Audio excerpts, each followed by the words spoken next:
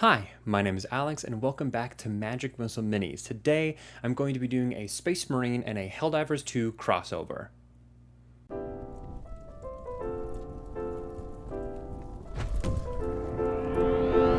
The idea for this video mostly came when I had a bunch of Space Marine parts lying around and wanted to do something with them. I had always loved the vibe of Helldivers as well. I played it with a friend a little bit ago, and I've always loved games that play around with the over-dramatized patriotism to some fake super country. I've always found that very funny for some reason. So in theme with that patriotism, I wanted this guy to be holding a flag, standing on top of a pile of alien bodies that he had just slewn for Super Earth. So I start by taking these two pieces and trying to make essentially a straight out arm that's going to be holding the flag planted into the ground. For those of you who haven't played Helldivers, essentially you're a bunch of Space Marine super soldiers that are shot down from outer space onto alien planets to free or liberate them and make sure that they are all under the flag of Super Earth. The now intergalactic union of all of Earth deciding to take over and conquer the galaxy, as humans tend to do. Here you can see I am scraping off the detailing on the front of this Space Marine chest to add the symbol of the Helldivers specifically. What I'm trying to do here is essentially mimic the Helldivers armor and put it on top of the Space Marine. As you can tell by the description of what Helldivers is, it has a lot of similarities with the Warhammer lore for Space Marines, so doing this crossover in my mind just kind of made sense. In retrospect, the main panel that I do on the chest of this miniature, I probably should have done in Milliput. I use Milliput later on in the video to do the legs, and I found that it's just a lot better for doing anything that's supposed to be super defined and have really sharp edges, like metal or armor. The other detailing I wanted to add for this miniature was on the pauldron. I decided to just add the number 2 in Roman numerals. I couldn't find necessarily any specific design for the Helldivers that they might have on a pauldron, so I just decided to put the number 2 on it because it's Helldivers 2 and it's a logo that I saw at some point. So I kind of wish I had done a little bit more deep diving into that, but this is what I ended up with. Once I finish up that filigree with my needle, I move on to figuring out the hips for this miniature. This was a little piece that's supposed to be coming out of a tank, I believe, that I got on an extra sprue, and so I just cut off the legs and clean up the piece with my X-Acto blade, and then start gluing on more of that piping that I had used for the inner part of the arm for the arm that I attached earlier. Seeing as this is not actually styrene plastic, I can't use my plastic cement glue, so I'm just using super glue for this. But once those tubes are attached, I can attach the hips to the torso that we finished earlier. The next part of the project I decided to tackle was the base. I'm probably doing it in the wrong order. I probably should have finished the miniature and then figured out the base, but having just done the legs, I wanted to see what it was going to look like. So I start by adding a bunch of cork and trying to build up the base, trying to emulate some natural spike of rocks that this guy can be standing on where he's going to plant the flag.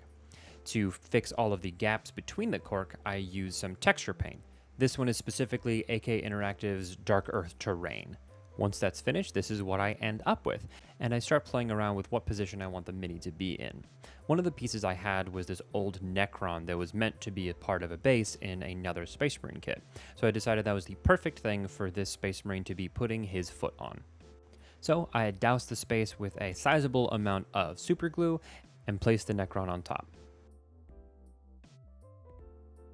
To attach the mini to the base, I actually just ended up using green stuff, taking these little blobs and sticking it onto the end of this piping and putting that where it needs to be. I don't know if this is necessarily an orthodox method of attaching miniatures to bases, but it seemed to work for me. I just made sure to use my sculpting tools to knead it into place to make sure there was a good connection. After that, I start working on a bazooka, my personal favorite stratagem in the game, which is these little care packages you can call in as you're playing the game, is the anti-tank rocket launcher, and so I decided I would try to make one of those. I had this extra little piece that I think was a part of a larger gun, and that worked perfectly. I took this little extra piece that was on top of it, carve a little bit of a V shape into it, and then glue that onto the side as a little bit of extra detail so it's not just a big tube with a rocket at the end of it. Not that that's not what rocket launchers are, I just wanted to look a little bit more interesting. I then take a spare arm that I had that was holding onto some kind of weapon or gun mount and attach that onto the miniature with some green stuff as well. And then using some of my plastic glue cement, I attach the rocket launcher to that arm. With that in place, it was time to finish up the legs. I decided that these tubes were too skinny to be Space Marine legs, not to mention didn't look like them at all, and so I took some milliput to add around the tubes that I had made for an almost like essentially an armature at this point for the legs.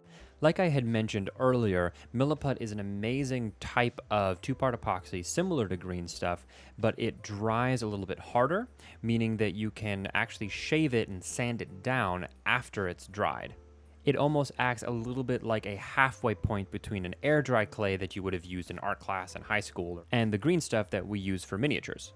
And because you can sand it down, all of those edges that are really hard to sculpt, you can just sand into shape once it's dry. It's a lot easier to get really sharp edges and make these armor pieces while it's dry, and sanding them down or scraping them with an X-Acto blade the same way that you would get rid of a seam line on a miniature that you buy. I've used milliput once before, I think, on this channel, maybe twice.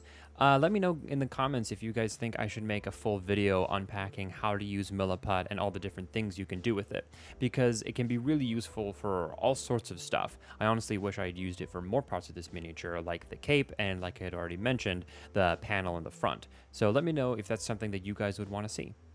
The way I made the Space Marine legs with the milliput was essentially in two steps. I first added the main bulk of the milliput for the upper part of the leg and the lower part of the leg, being sure to add a little bit of a round circle part for where the foot is going to be attached. And then I let that set. Here you can see I'm scraping away and cutting away at that. And then later on, I'm going to come back with more milliput to add the rest of the foot as well as the knee pad. Oftentimes, when you're doing something that you need to look a very specific way, it's helpful to do it in these stages, and especially with milliput when you're going to be scraping it down into shape later. You want to make sure you can get it to be the shape you need, more so than doing it all in one go, as it were.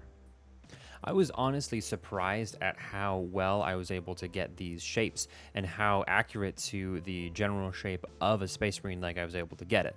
I do think they were a little bit bigger than they needed to be, but that brings me to one point that's really important, especially if you're going to be doing something like making a leg for a Space Marine. Have a little bit of a reference next to you. This entire time while I've been filming this, I have a little Space Marine model that I've been using as a reference.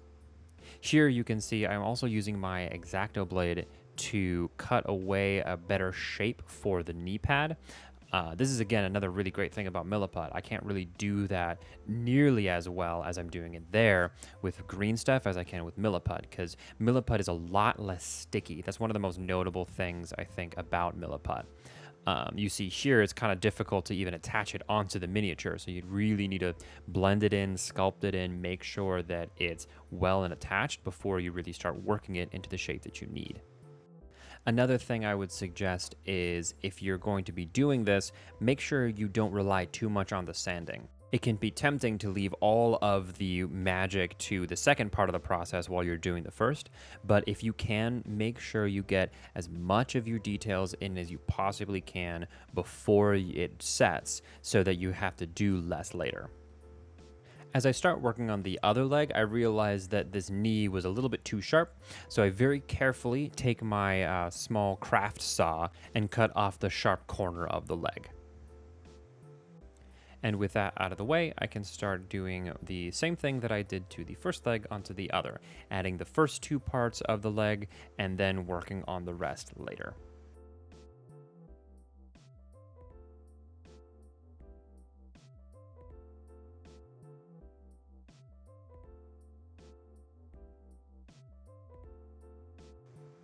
While that was setting, I decided to start working on the cape.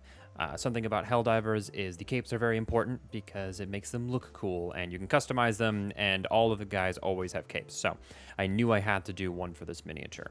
I start by taking some green stuff and trying to make it as rectangular as possible, and then I put it on this little piece of plastic where I work on it further. I use the handle of my tools as a kind of rolling pin to flatten it out as much as I possibly can. In order to get some nice clean edges, I use my craft knife. Again, I wish that I had used a little bit of milliput for the cape instead, because it would have been a lot easier to cut those. But then I let it set for a good while till it's almost completely set before I hold it up to the miniature and start shaping it in place. This way I'm going to keep the main rectangular shape, but I can curve it and shape it into a more flowing shape for the flag. This was interesting. I haven't done it like this before. I knew this is how you're supposed to do it, but I was always way too impatient and it never turned out right. And using the half almost completely set green stuff was kind of interesting. I found myself almost having to crease it like a piece of paper more than sculpt with it. Using the rubber tools, you can kind of see there really didn't do much to it because it's almost completely set. But in the end, I was quite happy with the pose I was able to get it into.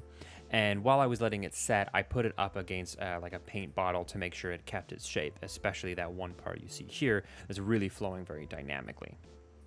While that was setting, I could start scraping away at the second layer of milliput I had added for the first leg, as well as the first layer I had added for the second leg.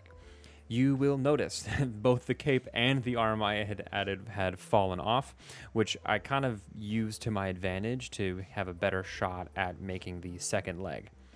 But once that was finished, I wanted to start working on the HELLDIVERS insignia that I was going to put on the chest. Again, letting the arm and cape be off so I had a lot more access to the miniature. A lot of this I ended up doing with my craft knife because the HELLDIVERS logo for these guys is really, really specific. It's very sharp and kind of futuristic, so it's really difficult to do. I think I did a fine job. It was very finicky though. Here you can see the eyes. A lot of it was like trying to get the eyes to be perfect because they're supposed to be like perfect circles. It was very difficult.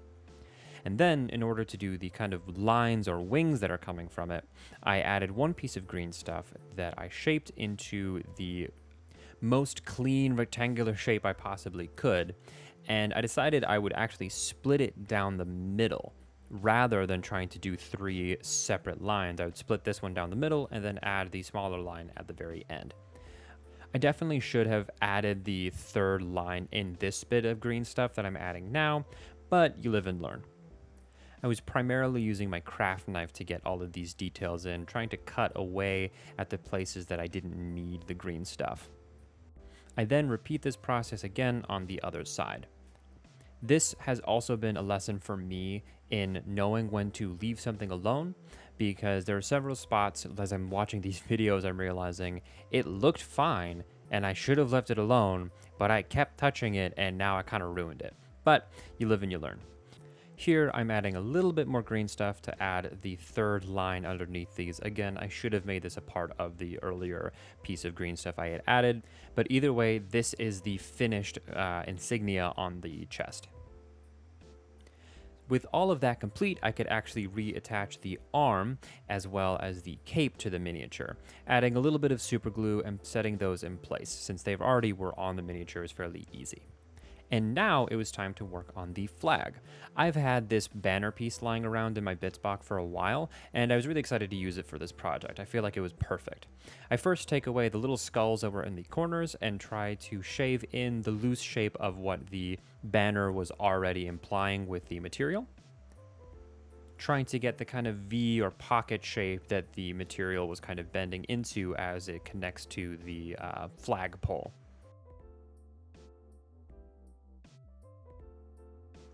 I then go to the other side of this flag and shave away some of the details that were also there, since it was more supposed to be an upright banner, filling in some of the gaps with some green stuff. While I was working with some green stuff, I decided to add the final details into the cracks and crevices of the miniature. There's a lot of little gaps here and there that needed to be filled with a little bit of detailing. And then I also add the pauldron, using some green stuff to make sure that it's fitting exactly where I want it to. In order to add the flag, I take a large piece of styrene and I cut off the fingers of this guy to reattach them in a position that was a little bit more closely resembling to him holding the flagpole, since they were originally meant for him holding the barrel of a gun. Then I go to the flag and add a little bit of styrene in between these pieces, and I drill a hole for a wire to make sure that there's a solid connection between the flagpole and the flag itself. I stick this wire down the center of the styrene tube and then cut off the end right where it needs to so that I can stick that into the hole that we drilled into the flag itself. This will just give it a much stronger hold than if I had just glued the pieces together. The flagpole would definitely just keep falling off. With that, the miniature was pretty much finished. I started adding some of the pieces to the base. I had a bunch of extra pieces from old Orc sets and some old Tyranid sets, which is perfect because this is all of the significant Xenos races, minus Eldars. Not Tau. We count Tau aren't significant. I then add a Primaris head to make it look a little bit more like the Helldivers, and then realized I needed to edit the thumb to make it look like it was actually wrapping around the flagpole. And with that, the mini's ready to get painted. Before we paint this miniature, I just wanted to plug my Patreon. For those of you who want to support the channel, this is a great way to help out and make it easier for me to make videos. There's a bunch of different benefits that you'll be getting for the Patreon, and I'm also still trying to figure out what that looks like, and I'm happy to take suggestions from those of you who may be interested in joining the Patreon, or for those of you who've already signed up. That's Patreon/Magic Missile Minis. There'll be a link in the description for that. But with that aside, let's get back to the video. Firstly, I start this miniature off by covering him in primer, just using an airbrush primer and applying it with a regular brush, which I should really get a rattle can pretty soon because this is getting annoying. Then I dry brush the main color onto this guy. Again, I'm just following the Helldivers color scheme, which is this darkish gray. So I go over the miniature fairly liberally with this highlight, letting the primer be the main color of the shadow. Here you can see I spent a little bit more time trying to make sure the highlights on the cape were correct, since that's going to be a little bit more of a focal point and it's a lot more difficult to just dry brush on the texture and the lighting on a cape. I essentially end up doing a bit of a glaze to get the highlights finished. I then go over the model with the yellow. This is a yellow ochre, and it is a nice bright yellow color that I'm going to use, trying to find the best way to mimic the Helldivers color scheme. Anything that looks loosely like what the Helldivers have painted yellow, I also add yellow. I also realized I haven't addressed the fact that I only wanted to put one pauldron on him because it's supposed to be a Helldivers kind of crossover, so I felt like one pauldron was enough. I realized I didn't mention that when I was actually working on the project itself. So I know that there's only one pauldron. That's not a mistake. I just decided that it would work better for this miniature. Here I'm adding just more of the yellow details. One of the main details I tried to add was the 2 yellow stripes that are on the helmet. I'm not too worried about doing this perfectly because with these kinds of details especially, I'll come in later with the gray that I use as a highlight to make it nice and clean and make those lines look not just kind of blobbed on with paint. Once those details are finished, I start adding the white details. This is only really the main insignia on the chest as well as the insignia that I added onto the pauldron. Any paint that goes over the area that I want it to, I'm either going to correct with the gray later, like you can see I'm doing here with the yellow. To get any crevices I can't paint, I'll actually use some Nuln Oil to make it look black anyways. After that, it's time to move on to the flag. There is a specific logo that I want to add here. I wanted to add the Super Earth logo, and it has one of those like circle world things, and so I put some white paint onto the top of this tube, and it kind of almost worked. It gave me enough of a basis that I could paint on and use to create a nearly perfect circle. It wasn't perfect, but it was perfect enough for the scale that I'm doing this on. In order to keep the lines nice and clean, the same way that I did for the armor and the yellow, I have a little bit of blue paint that I'm going to paint back over the white to make nice, thin, clean lines for this symbol.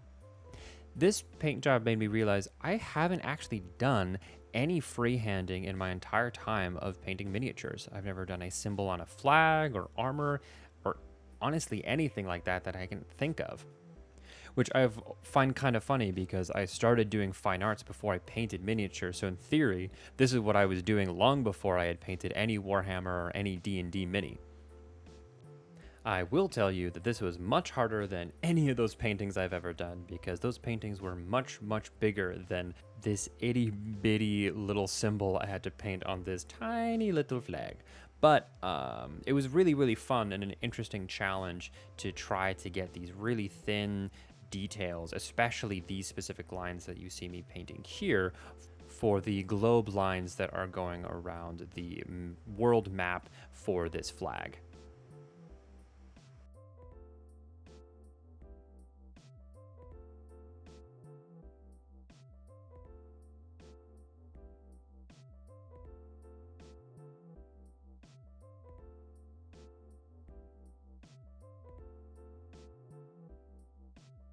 Again, I make sure to go around it and touch up the lines to make them nice and thin with the blue paint that I used for the background. Then I start working on the other detailing, adding the gold yellow outline kind of wreath that goes around the circle that we painted in earlier, as well as a little detail on the top of, I think, a couple buildings of some sort. And then definitely the jankiest part of this painting that I did, which is all of the stars that go around it. They were definitely a lot more blobby than I would have liked them to be, and if you don't look too close, they look like stars. But as soon as you go up close, they're kind of they're a little chunky. Again, I tried to use the blue to make them look nice, but they're so tiny on this flag in particular that I don't mind it only looking good from far away. And then with all of those parts done, I can start working on the actual map part, trying to do my best to copy the placement of the world map that they have. And in the future, the capital of the world is in Sweden, which I feel like surprises nobody. Once that's finished, I can go on to the base. This was especially simple. I didn't feel like, honestly, painting all of these limbs and body parts in particular detail, so I just cover all of them in a really basic base coat for all the different parts, and then I'm going to go over all of this with a healthy coating of Nuln Oil later on. I do add some silver paint onto the robot here, as well as a couple details on the miniature itself. But again, just baptize them in Nuln Oil and call it a day if you don't really feel like painting miniatures with too much detail. As I said earlier, I add a little bit of Nuln Oil onto the main miniature though, just to bring out some of the details that might have gotten lost. Over the base, to add some interest, I take some brown and black paint and loosely mix that and spread it over the base, just to make it look a little bit more natural and add a little bit of texture.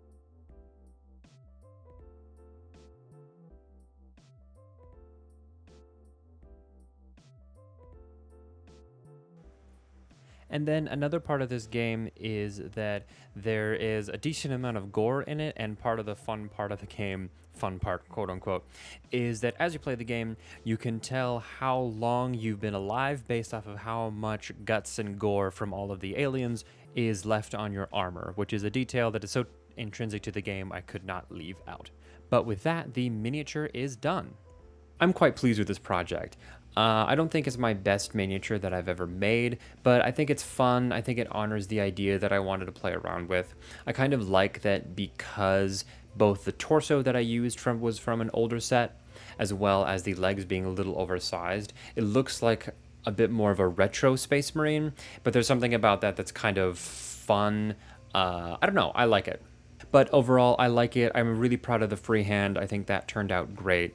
And just, yeah, the color scheme, you can really tell that it's trying to be Helldivers, you know?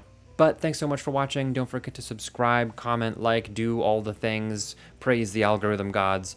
And also don't forget to check out my band. This is what one of our songs sound like. Every broken city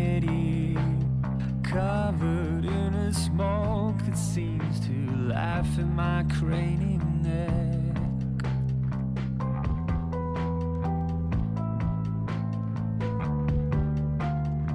So if you like that sound, go check out the links in the description, both Spotify and Instagram.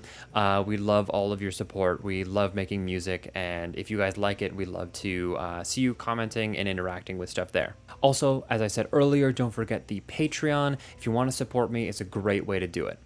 But either way, thank you so much for watching this video, and I'll see you guys in the next one. No!